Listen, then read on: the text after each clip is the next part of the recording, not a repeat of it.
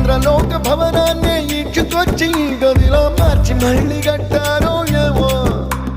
మాయజాలము తెలుసు మంత్రగారడి తెలుసు రెంటి కన్న ఇది ఇంకోటేమో నీలాకాశం నేలాకొస్తే ఇట్టాగే ఉంటాదో ఏమో ఈ సంతోషం దాచాలంటే హృదయాలు ఓ వంద కావాలేమో ఇంతందంగా ఉంటుందా ఈ లోకం ఇన్నాళ్ళు ఈ మనసుకి తెలియాలేదే